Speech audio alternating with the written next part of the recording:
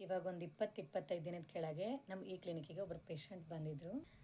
ಅವ್ರಿಗೆ ಆರಾಮಿದ್ದಿದ್ದಿಲ್ಲ, ಅಂದರೆ ಗ್ಯಾಸ್ಟ್ರಿಕ್ ಆದಂಗೆ ಅನ್ಸೋದು, ಎದೆಯಲ್ಲಿ ಉರಿಯೋದು, ಊಟ ಮಾಡೋಕ್ಕಾಗಲ್ಲ, ಹಸುವಾಗಲ್ಲ, ಚೆನ್ನಾಗಿ ನಿದ್ದೆ ಬರಲ್ಲ, ಊಟ ಮಾಡುವಾಗ ವಾಮಿಟ್ ಬಂದಂಗೆ ಆಗುತ್ತೆ, ತಲೆ ಚಕ್ರ ಬರುತ್ತೆ, ಈ ಥರ ಎಲ್ಲ ಸಮಸ್ಯೆ ಹೇಳಿದರು.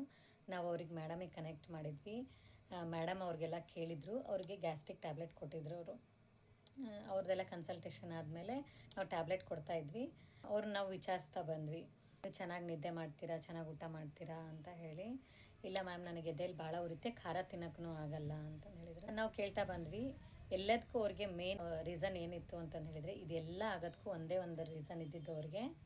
ಅವ್ರು ಏನೋ ಒಂದು ಬ್ಯಾಡ್ ಹ್ಯಾಬಿಟ್ ಇತ್ತು, ಅವ್ರು ಅದನ್ನು ಕಂಟಿನ್ಯೂವಸ್ ಆಗಿ ಅನ್ಲಿಮಿಟೆಡಾಗಿ ತಿಂತಾಯಿದ್ರು. ಅದನ್ನು ತಿನ್ನೋದ್ರಿಂದ ಅವ್ರಿಗೆ ಇದೆಲ್ಲ ಪ್ರಾಬ್ಲಮ್ ಆಗ್ತಾಯಿತ್ತು. ಸೊ ನಾವು ಏನು ಸಜೆಸ್ಟ್ ಮಾಡಿದ್ವಿ ಅಂದರೆ ಅವ್ರಿಗೆ, ಅದನ್ನು ಒಂದು ತಿನ್ನೋದು ಬಿಡ್ರಿ, ನಿಮ್ಮದೆಲ್ಲ ಹೆಲ್ತ್ ಪೂರ್ತಿ ಚೆನ್ನಾಗಾಗುತ್ತೆ ಅಂತ ಹೇಳಿದ್ವಿ. ಅವರು ಟ್ಯಾಬ್ಲೆಟ್ಸ್ ತೊಗೊಂಡು ಹೋದರು. ಬಟ್ ಅವ್ರು ನಿನ್ನೆ ಸಾಯಂಕಾಲ ಬಂದು ನಮಗೆ ಹೇಳಿ ಹೋದರು. ಏನಂತಂದು ಹೇಳಿದರೆ, ಇಲ್ಲ ನಾವು ಈ ಥರ ಅದನ್ನು ಬ್ಯಾಡ್ ಹ್ಯಾಬಿಟ್ ಬಿಟ್ಬಿಟ್ಟಿದ್ದೀವಿ. ಬಿಟ್ಟಿದ್ದಕ್ಕೆ ನಾನು ಫ್ಯಾಮಿಲಿಗೆ ಟೈಮ್ ಕೊಡೋಕ್ಕಾಗ್ತಾಯಿತ್ತು, ಚೆನ್ನಾಗಿ ಊಟ ಮಾಡ್ತಾಯಿದ್ದೀನಿ, ಚೆನ್ನಾಗಿ ನಿದ್ದೆ ಮಾಡ್ತಾಯಿದ್ದೀನಿ, ನಂಗೆ ತಲೆ ಚಕ್ರ ಏನೂ ಇಲ್ಲ, ಎಲ್ಲ ಆರಾಮಿದ್ದೀನಿ ನಾನು ಅಂತ ಹೇಳಿ. ನೋಡಿರಿ, ಅವ್ರದ್ದೊಂದು ಜಸ್ಟ್ ಒಂದು ಒಳ್ಳೆಯ ನಿರ್ಧಾರದಿಂದ ಅವ್ರ ಫ್ಯಾಮಿಲಿ, ಅವರು ಎಲ್ಲದನ್ನೂ ಎಷ್ಟು ಚೆನ್ನಾಗಿದ್ದಾರೆ ಅಂತ ಹೇಳಿ.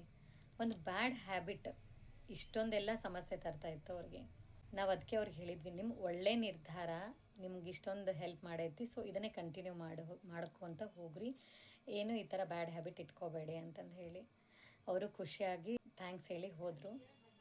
ಆ್ಯಸ್ ಎ ಫಾರ್ಮಸಿಸ್ಟ್ ಏನು ಹೇಳೋದಂತ ಹೇಳಿದ್ರೆ, ಬರೀ ನಾವು ಪ್ರಾಬ್ಲಮ್ಸ್ಗೆ, ಅವ್ರ ಡಿಸೀಸ್ಗೆ ಟ್ಯಾಬ್ಲೆಟ್ಸ್ ಕೊಡೋ ಬದಲು ಕೆಲವೊಂದು ಇಂಥ ಸಿಂಪಲ್ ಅಡ್ವೈಸಸ್ ಲೈಫ್ ಒಳಗೆ ಎಷ್ಟೊಂದು ಚೇಂಜಸ್ ತಂದಿದೆಯಲ್ಲ ಅಂತ ಹೇಳಿ ನಮಗೆ ಭಾಳ ಖುಷಿ ಅನಿಸಿತು. Thank you. ಹ್ಯಾಪಿಯಾಗಿರಿ, ಹೆಲ್ದಿಯಾಗಿರಿ, ಸೇಫಾಗಿರಿ.